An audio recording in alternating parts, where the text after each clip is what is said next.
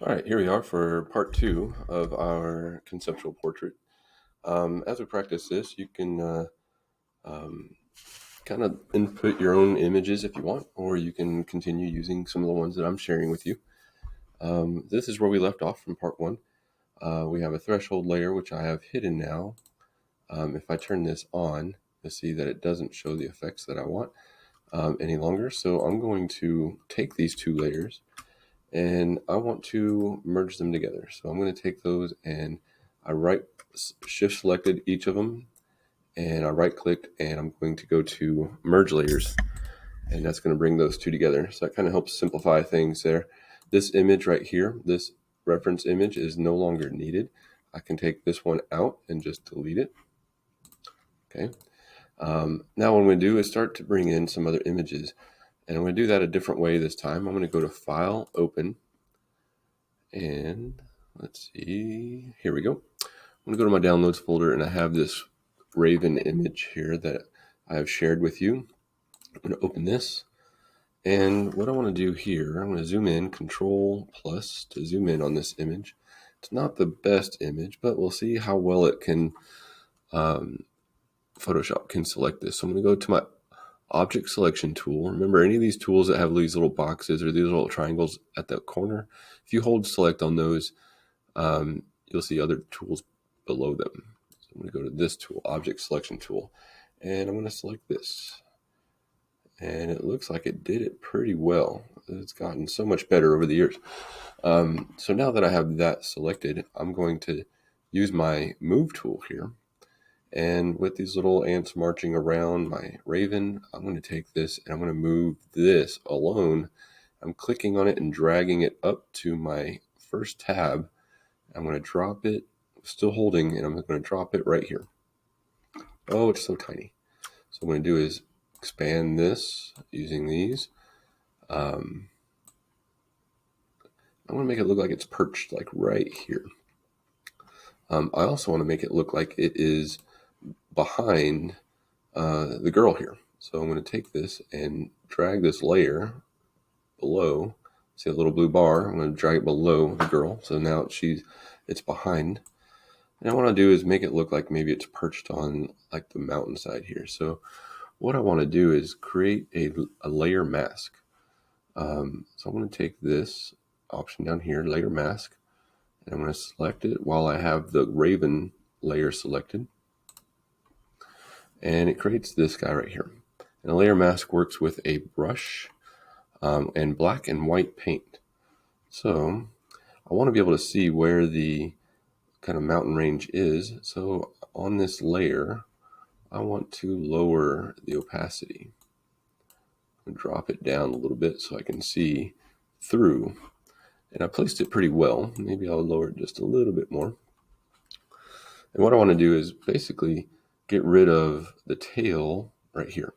Now, erasing is one thing, but erasing is what you call a destructive edit. You can't undo it. So with the layer mask, you can always make adjustments and bring things back if you want.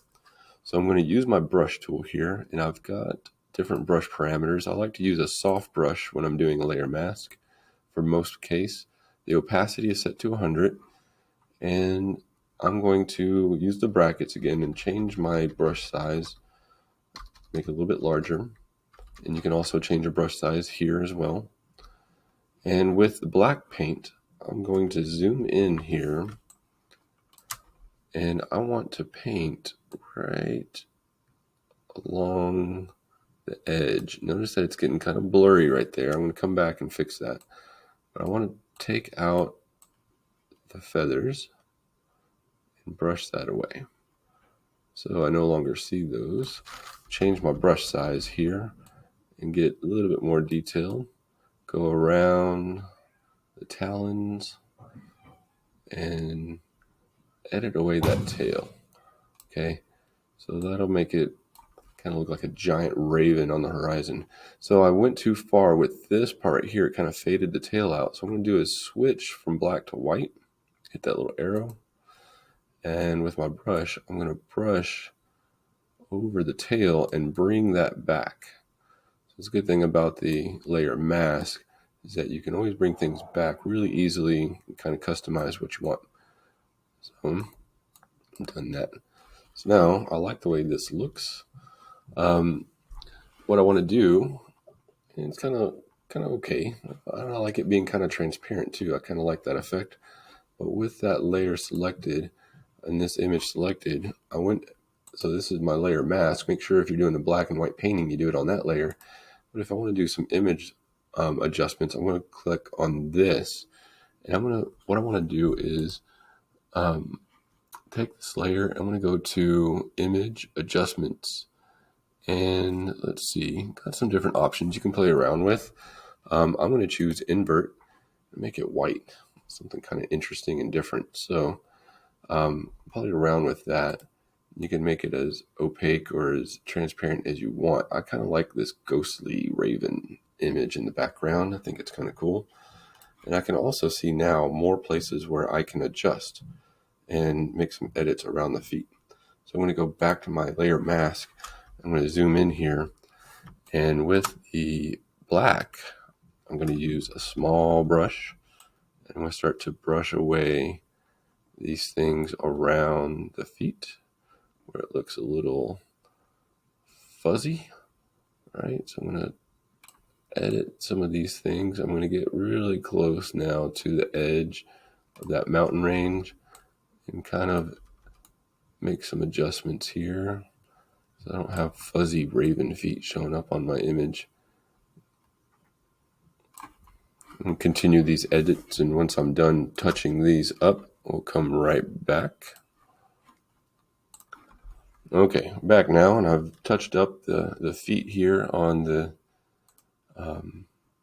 raven. I think I'm liking how it looks, and when I zoom out, it's really difficult to see anyways, so I think it's looking pretty good. There's some kind of weird stuff happening with the the raven up here, which I want to edit out. I don't really like the way that looks. It looks kind of weird. So I'm just going to simply edit this. Unnecessary things out of this. Kind of soften that up a little bit. So I like that. Okay. All right. Happy with that now. Now, what I want to add in here is some text. Okay. I'm going to try this with some text, and I'm going to add a new layer with text on it. I don't have to go to add a new layer here. Once I create something with text, with my text tool here, and I click out here, it's going to create a new layer anyways. And what I want to put here is something meaningful, something that maybe inspirational, a favorite quote, favorite lyric, or something that has some meaning to you and kind of draws in, something about the images that you're creating here. And so I've got a lyric that I really like from a Beatles song, and I'm going to copy this lyric and I'm going to bring it back to this right here. So once I have this selected, I'm going to Control V and paste it out here. Now that's a lot of text, right? So I don't want it to be like over everything. So I'm going to make some adjustments. I'm going to change maybe the text style and how it looks. I'm going to play around with something that looks good here, kind of like that. And so find a good sample or a font that you think this would look really nice in. I feel like a script type of a font looks pretty good for this one. And I want to change the size. So there's text size over here you can play around with. You can change other parts of the text as well. I have it set to regular, and I also don't want it really just kind of hanging out just in the front. I want it to be readable, so I don't want it to blend in with everything in the background either. So I'm going to make some changes here. And one of those changes is going to be to, I can resize everything. So if I use my move tool here, these boxes show up. If these boxes don't show up, again, make sure you click on Show Transform Controls. And take this, and I can expand it out, kind of work on filling in some space a little bit better. And I like it kind of filling in some of this and going through the image. But again, I'm losing some of the text through here, and I can't really read what it says. So I'm going to try out some things here. One, I'm going to add another effect. In this effect, I'm going to do a outer glow. And this outer glow, you can see it kind of shines around the text, which is kind of cool. You can change the opacity, you can change the noise, but now it kind of glows back there, which I like, which brings out some of the text. It doesn't overwhelm everything, but it shows up pretty well, pretty good. So that is something that I think I want to include in this as well. Working with text, you can apply effects with the text is on here. You can change the range, how much it's spread out, and the size of that glow. So if you want it like a little bit tighter into the text, then you can do that. So I kind of like the way this is looking a little bit better. If you want to add some, not have it so prominent, you can still take this text layer and drop it back behind something else. And maybe, if it's a text, just looking at some of the things in here, does the main part of this really show up that you like? Then stick with it. But I like the way that this looks, and I don't mind that you can't read some of the things kind of hidden behind her. And that's kind of cool. That's what keeps the audience looking at your work and kind of making them wonder. And I like this image, this text about the images broken up, because that's kind of what we're doing here. So, play around with this, tinker around with what you like. I'm going to play around with this a little bit more, kind of bring out some things that I want to include here.